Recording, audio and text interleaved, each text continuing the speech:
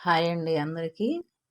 ఈరోజు మనం ఆడపిల్ల స్థితిగతుల గురించి 4 మాటలు చెప్పుకుందాం. ఒక ఆడపిల్ల అదృష్టం అనేది ప్రస్ఫుటంగా తేటతెల్లమయ్యేది తనకు పెళ్ళైన తర్వాతేనండి. ఎందుకు ఇలా చెప్తున్నాను అంటే, సహజంగా తాను ఎంత పేద కుటుంబంలో పుట్టినా కూడా వాళ్ళకున్నంతలో తమ కూతుర్ని గొప్పగానే కష్టపెట్టకుండా లేదా కష్టపడకుండా చూసుకుంటుంటారు తల్లిదండ్రులు పుట్టింట్లో ఉన్నప్పుడు.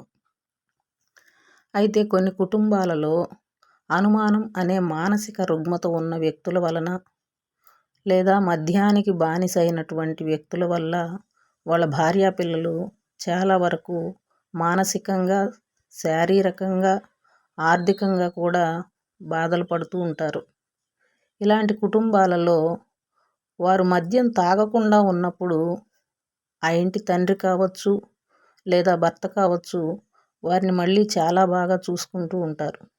కానీ మద్యం తాగినప్పుడు మాత్రమే వారిలోని రెండో వ్యక్తి బయటకు వచ్చి వాళ్ళను బాధించడం అనేది జరుగుతూ ఉంటుంది. ఈ బాధ భరించే వారికి మాత్రమే తెలుస్తుంటుందండి.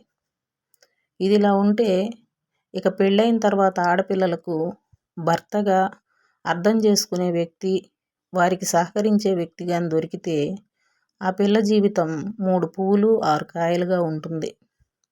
అలాగాక సహకరించక అర్థం చేసుకొని వాళ్ళు కానీ అయినట్లయితే ఆ పిల్ల జీవితం ఇక పెనం మీద నుండి పొయ్యిలో పడినట్లే.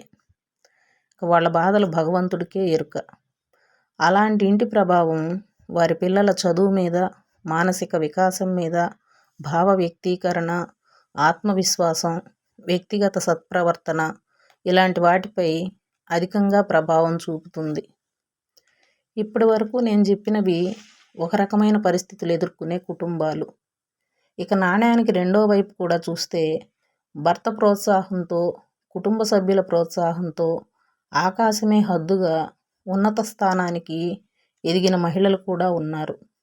వీళ్ళు పెళ్ళిళ్ళు అయిన తర్వాత విద్యను ఆయుధంగా చేసుకొని గొప్ప గొప్ప పదవులు, ఉద్యోగాలలో స్థిరపడిన వారు. చదువులేని వారు కూడా వారికి వచ్చిన వృత్తులలో లేదా వారికి వచ్చిన పనులలో ఆయా రంగాలలో పేరు పొందిన వారు కూడా లేకపోలేదు. ఎప్పుడైనా సరే స్త్రీలు వారి భర్త, పుట్టింటి వారు, అత్తింటి వారు ఇచ్చిన స్వేచ్ఛను దుర్వినియోగం చేసుకోకుండా తమ వంతు బాధ్యతగా మెలగాలి. కానీ కొంతమంది స్త్రీలు అమాయకత్వంతోనూ ఇతరుల ప్రలోభాలకు లోనై తాము కూర్చున్న కొమ్మలను తామే నరుక్కుంటున్నారు. మనం ఎంత ఎదిగినా కుటుంబానికి మొదటి ప్రాధాన్యత ఇవ్వాలి. కుటుంబమే విచ్ఛిన్నమైతే ఇక మనం ఎంత ఎదిగినా వ్యర్థమే కదండి. చాలామంది స్త్రీలు మమ్మల్ని ఇంట్లో వాళ్ళు కంట్రోల్ చేస్తున్నారు అని బాధపడుతూ వాపోతుంటారు.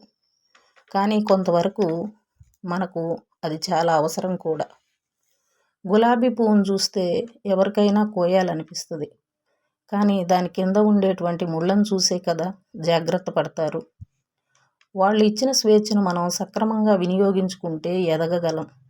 వినియోగించుకోలేకపోతే మన జీవితాలు మనమే విచ్ఛిన్నం చేసుకున్న వాళ్ళం అవుతాము. స్త్రీ తలుచుకుంటే సాధించలేనిది లేదు. ప్రయత్నించండి, గెలవండి, మీ పరిస్థితులను మీరే చక్కదిద్దుకోవచ్చు.